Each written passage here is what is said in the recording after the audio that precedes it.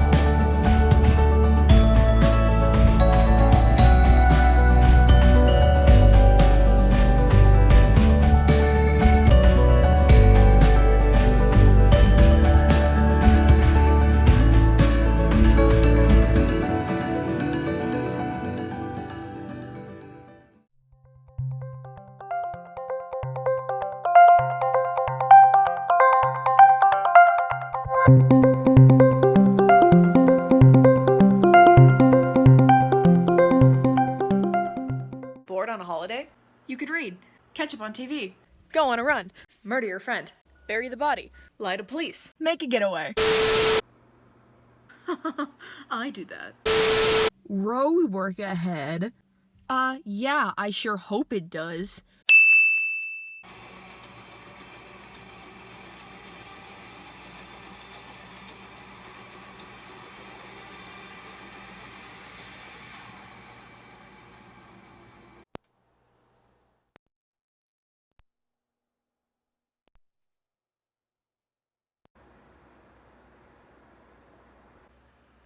Yeah, I'm not gonna sleep tonight.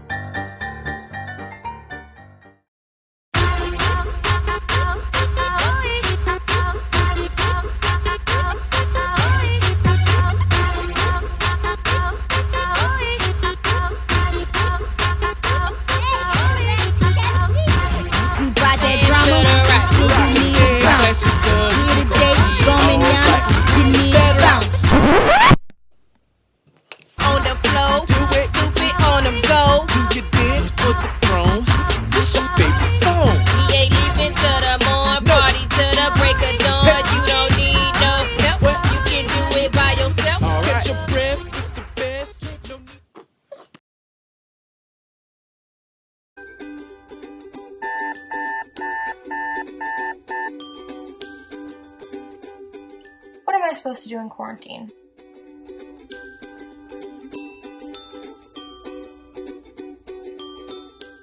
I could build a fort?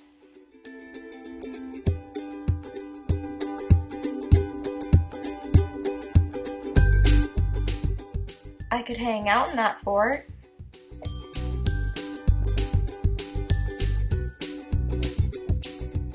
I guess I could play a game. Yes, I played foosball with myself.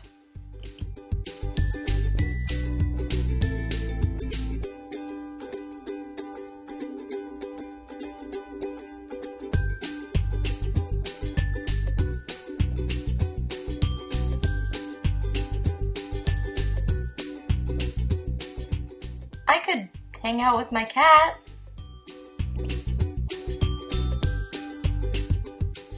I could also just stare at a wall until I go crazy. Or people think I'm crazy.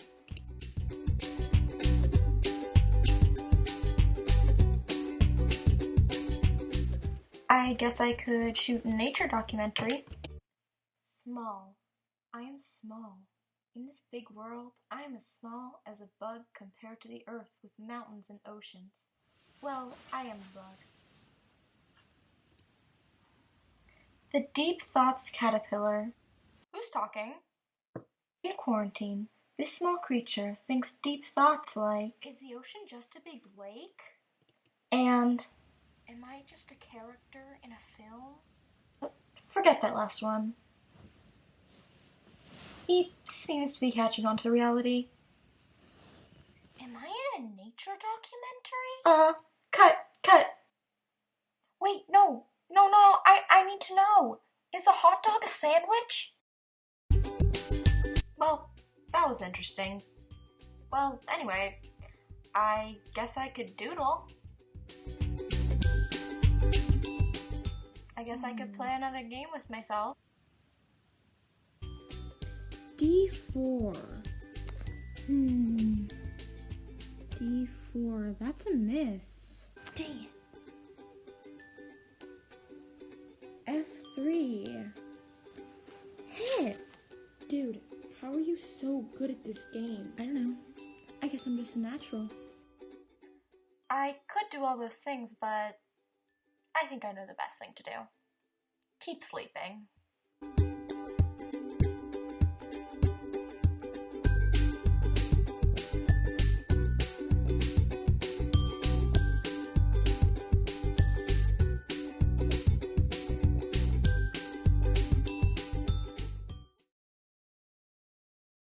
Right on.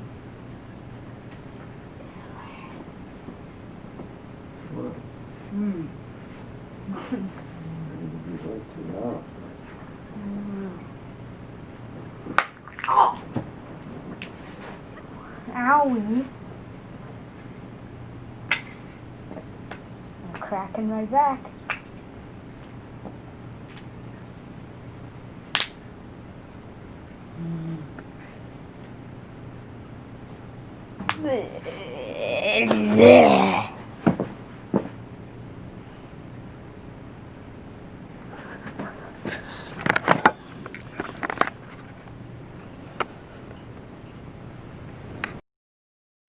See, that makes a good crumply crackling sound. That's what the plan was, but I don't know if Dylan thought of it.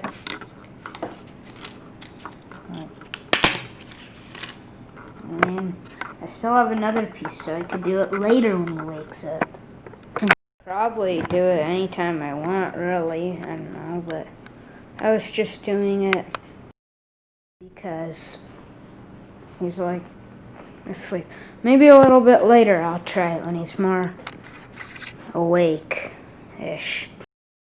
First prank, I don't know if it worked too well, but yeah, I'm basically done.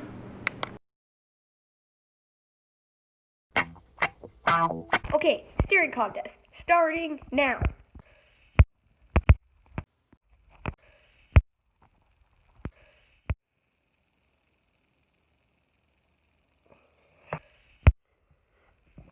I'm gonna go hang out in my room.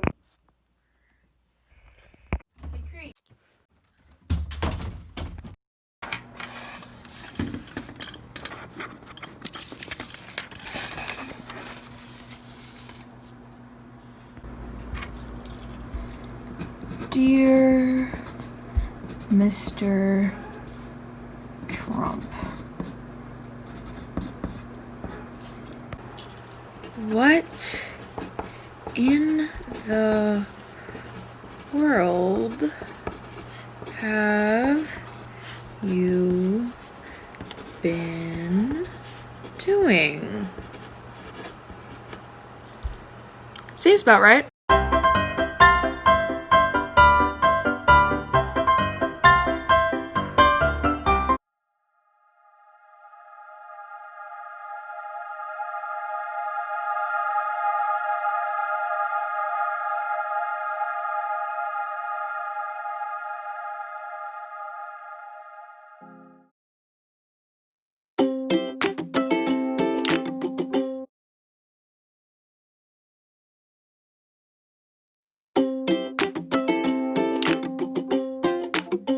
A few moments later. One eternity later.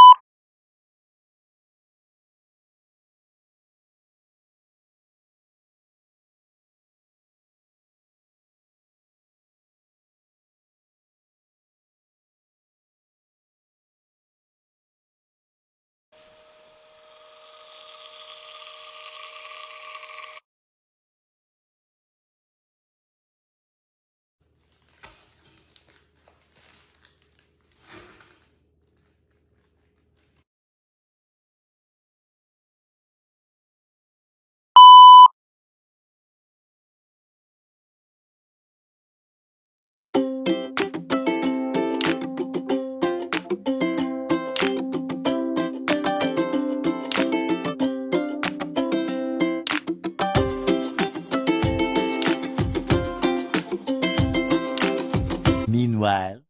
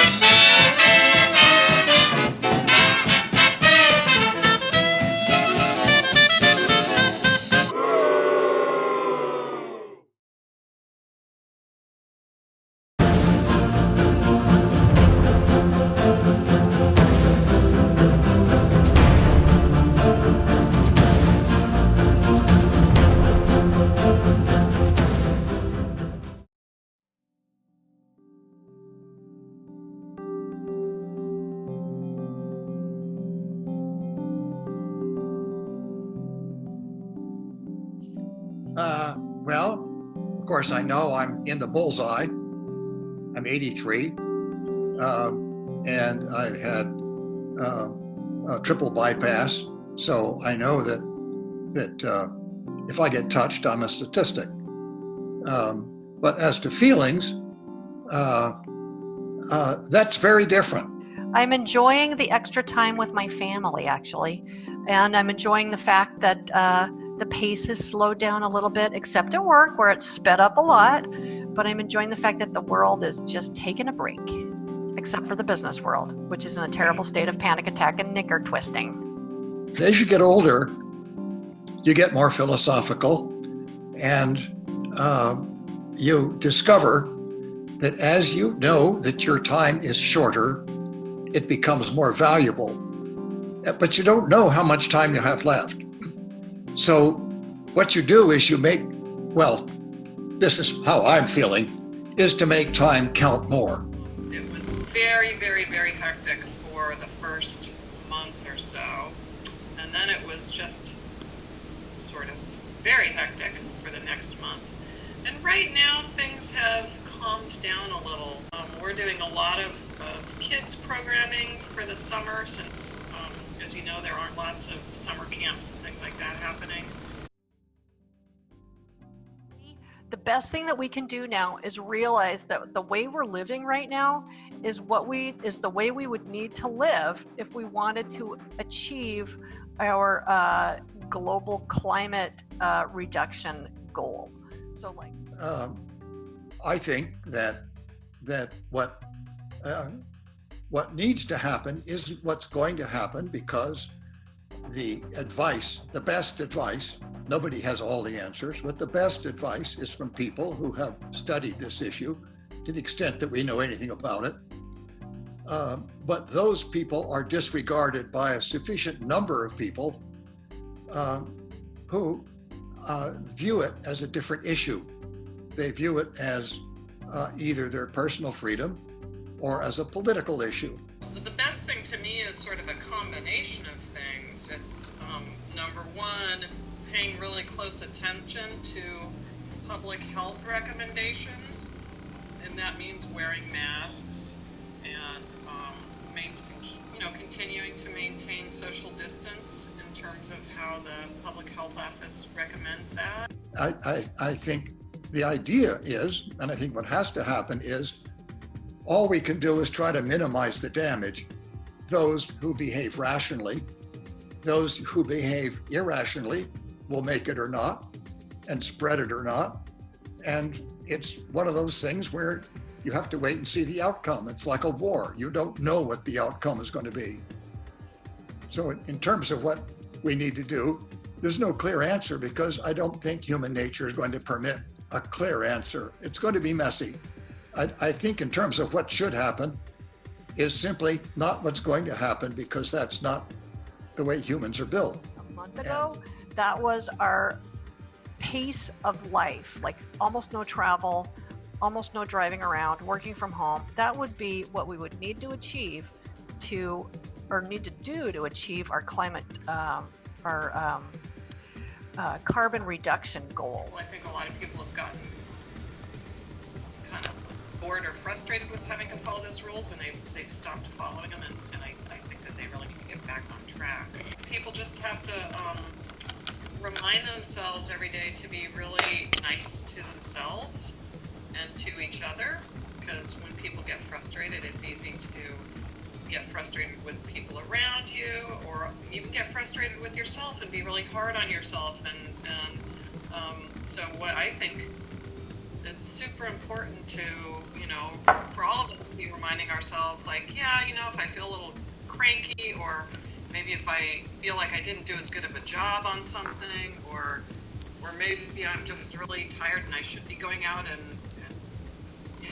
doing more work, but I just don't feel like it. Instead of saying, oh, that means I'm lazy, maybe I'd say, like, it's been a pretty stressful few months.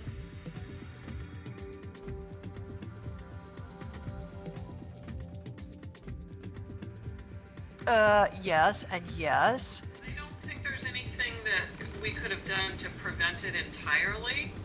but I think that to a degree it was foreseen, and we knew it was coming. And I'll give one, and so then it becomes about choices. You know, one really good example here on our island is our local school district, our public school district, because the school district superintendent kept up with the news and saw that this was coming way back in January and February, and she really got our school district to prepare ahead of time. I don't think anything could have prevented it other than what could not have been done. So I don't look back and blame anyone. It is a situation that will in fact occur again. So it was foreseen that it would happen. Climate change is also moving animals that we never saw out of their original habitat and into cooler habitat as they try to get away from heating up places. So we saw that coming. Oh yeah, like trying to reduce climate change problem, like teaching people not to eat things like pangolins, not traveling as much, being more careful when we're traveling. One of the reasons that Asia is not having the big outbreaks like the US and other places in the world are, is because they wear masks. They typically wear masks just on a day-to-day basis. So we could have done that. We could have done a lot of things. I think all those measures are actually really important, and it's one of the reasons that Washington State is faring a little better than lots of places. So again, I think, the hard part is it does have an impact on the economy, but I think we have to look long term and realize that, people take these precautions like staying home when it's recommended and wearing a mask, that over the long term, the pandemic will not last as long. So. I know of no source of law that says somebody from one place can't go to another within this country. When you get to a country's border, yes, the right of sovereignty is just like a cliff. But a good example is Florida and New York require each other's people who travel to them to quarantine, but they have no legal power to stop them. All of those orders were put in place to have the fewest number of deaths. So I think they're all great if we cherish our older people, if we cherish our immune compromised people, any of those parts of our civilization, if we care about them, then we need to do those things in order to protect them. And I'm happy to do that, and I think everybody else should be too. So I guess it's a hard one to balance, but I think it's really important.